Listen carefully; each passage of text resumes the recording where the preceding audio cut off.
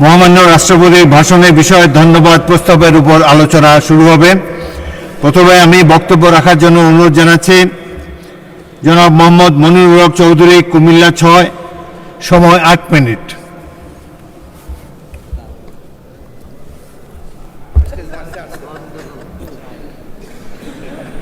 আউযু বিল্লাহি মিনাশ শাইতানির রাজিম, বিসমিল্লাহির রহমানির রহিম। মাননীয় স্পিকার, সময় দেখবেন, ৮ মিনিট হলে বলবেন। আজ আমি খুব প্রীত এবং আনন্দিত আচ্ছা, আপনি এই মহান সংসদের স্পিকার নির্বাচিত হয়েছেন সার্বজনীনভাবে। সেই জন্য সকল কৃতিত্ব আল্লাহ পাককে দিয়ে আমাদের সংসদ নেতা জনাব তারেক রহমান এবং সম্মানিত সকল সংসদ সদস্যকে ধন্যবাদ জানাই।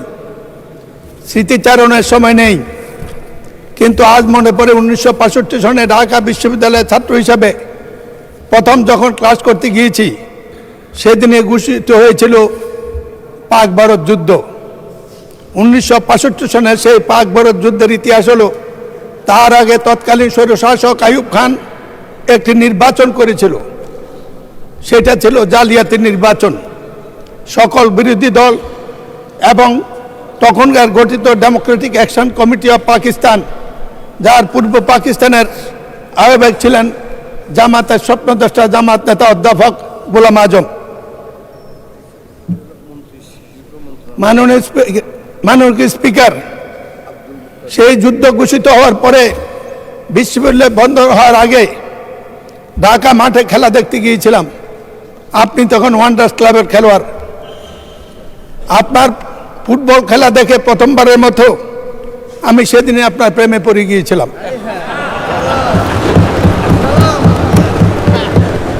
এই দেশটা যদি বাংলাদেশ বা পাকিস্তান না হতো, আপনার জন্ম যদি ইউরোপে হতো, তা আপনার তুলনা হতো আজকে পেলে এবং এই পর্যায়ের খেলোয়াড়ের সাথে।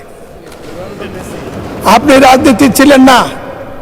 70-এর নির্বাচন আপনার বাবা ডক্টর আজহারউদ্দিন তৎকালীন আইয়ুবের স্বৈরশাসকের বিরুদ্ধে 70-এর নির্বাচনে এই ভোলা থেকে সংসদ সদস্য নির্বাচিত হয়েছিল।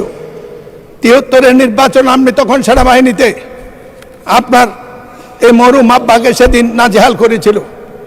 তখনই রাজনীতিতে আপনার আকাঙ্ক্ষা ঘু করে মানুষের এই সংসদে জাতি জানে না যে কয়জন বীর বাঙালি মুক্তিযুদ্ধের শুরুতে শহীদ জিয়ার আহ্বানের পরে আপনারা ক্যান্টনমেন্ট ভঙ্গ করে প্রতিপক্ষ পাকিস্তানি কমান্ডারকে নিহত আহত করে সোলজার নিয়ে সরাসরি মুক্তিযুদ্ধে অংশগ্রহণ করেছেন। শোনেন, এর পরবর্তী পর্যায়ে রাজনীতিতে আসার জন্য প্রথম দিন জন্য আপনি আকাঙ্ক্ষা ব্যক্ত করেন পূর্ণ স্মৃতির কারণে এবং মহামানব ক্লাবের কর্মকর্তা হিসাবে আপনাকে নিয়ে প্রথম রাজনৈতিক নেতাদের কাছে যাওয়ার পরে আমাকে সেদিন অভিনন্দন জানিয়েছিল, এই রত্ন তুমি কোথায় পেলে?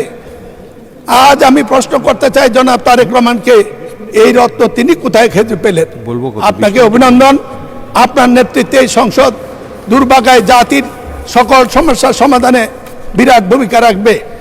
আরও বলতে পারতাম, কিন্তু আমি জানি এক সময় আপনি কঠোর মানুষ, আমার মাইকটা বন্ধ করে দেবেন, সময় আর নষ্ট করতে চাই না। আজকের আলোচনায় রাষ্ট্রপতির ভাষণ। মাননীয় স্পিকার, আমার ভয় হয় কোন ভাষায় কথা বলবো। এক সময় প্রশ্ন ছিল 1952 সালে কোন ভাষায় কথা বলবো কিনা। আজকে প্রশ্ন হয়েছে কথায় বলবো কিনা। এই সংসদের দাঁড়িয়ে ভয় হয়। আগে যাদের বিরুদ্ধে দাঁড়িয়ে কথা বলতাম তাদেরকে চিনতাম, আর আজকে যাদের বিরোধী দল তাদেরকে এখনো আমি চিনি নাই। আমাদের নেতা তারেক রহমান বলেছিল কঠিন নির্বাচন, সেদিন অনেকে বুঝে নাই, আমি বুঝেছিলাম।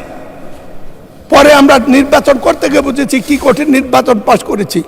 কিন্তু একটি সাহস ছিল মাননীয় স্পিকার, সেটা হলো আওয়ামী লীগের বিরুদ্ধে নির্বাচন তারা কি করবে জানতাম, কিন্তু সৎ লোকের শাসন, জামাত প্রতিপক্ষ হলে কি হয় এবার আমরা মাঠে হারে হারে টের পেয়েছি।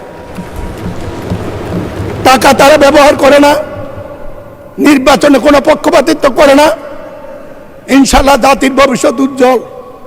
এই জন্য জগন্নাথ ডেপুটি নেতা ডক্টর তাহেরকে নির্বাচনে জিতার পরে অভিনন্দন জানিয়েছিলাম, বলেছিলাম ফ্যাসিস্টদের বিদায়ের পরে কেউ যদি সবচেয়ে আলহামদুলিল্লাহ বলা উচিত সেটা আপনারা। এই নির্বাচন সুষ্ঠুভাবে সংসদ বসার পরে এত সংকট নিয়ে সংসদে আসার পরে যাদের আলহামদুলিল্লাহ বলা উচিত সেটা হলো জামাতে ইসলামী বাংলাদেশ। কিন্তু আজ প্রশ্ন উঠেছে আমাদের সম্পর্ক। আমরা কিছু মুক্তিযোদ্ধা যারা জীবিত আছি তাদেরকে আজকে সমাজে প্রশ্ন করতে হয়। মুক্তিযুদ্ধ 24-এর যুদ্ধ, 24-এর যোদ্ধা এক কাতারে হলো ফ্যাসিস্টদের আমলে বিচারের নামে অন্যায় যদি হয়ে থাকে তারা কি এক কথা? আমি এই প্রশ্নটা মহান সংসদে রেখেই এই সম্পর্কে শুধু জামাতকে একটি কথা বলবো। স্বাধীনতার পরে বা এনসিপির নেতা কার কত হয়েছিল তাদেরকে বয়স কম হলেও শ্রদ্ধা করি, এই কারণে করি তারা সাহসী সন্তান, এই যুগের চাহিদা। একটি কথা মনে করবেন, শ্রদ্ধা নেতৃবৃন্দ স্বাধীনতার পরে একটু মেধাবী শ্রেণী এসেছিল, তারা গঠন করেছিল জাসদ। এই বাড়াবাড়ি করতে গিয়ে দেশ গেছে, জাতি গেছে, তারাও গেছে। আমরা যেন সবকিছু হজম করার তৌফিক দেয়। আপনাদের উদ্দেশ্যে এই কথাটি রেখে 91 সংসদে আপনাদের সাথে কাজ করেছিলেন দেশনেত্রী বেগম খালেদা জিয়ার নেতৃত্বে। আপনারা যখন প্রশ্ন করেন মনে হয় এই দেশে 15 বছর 20 বছর বিএনপি ছিল না। দেশনেত্রী বেগম খালেদা জিয়া জাতি, দেশ, মানুষের বিরোধী দলের অনেক বিরোধ অপেক্ষা করে জামাতের সাথে একসাথে কাজ করার জন্য আমরা অনেকে না চাইলেও বাধ্য করেছিল। আপনাদের নেতা অধ্যাপক, আমাদের নেতা মাওলানা গোলাম সাবান মরহুম, আমি বলতে চাই তিনি এই সংসদে একটি কথা বলেছিলেন, যার জন্য সিন্নি খাইলা মোল্লা চিনলা না। আপনারা 15-30 বছরে বেঁচে এই পর্যন্ত রাজনীতিকে নিয়ে এসেছেন, তার পিছনে দেশ নেত্রী বেগম খালেদা জিয়া তার অবদানটুকু একটু স্মরণও করেন না।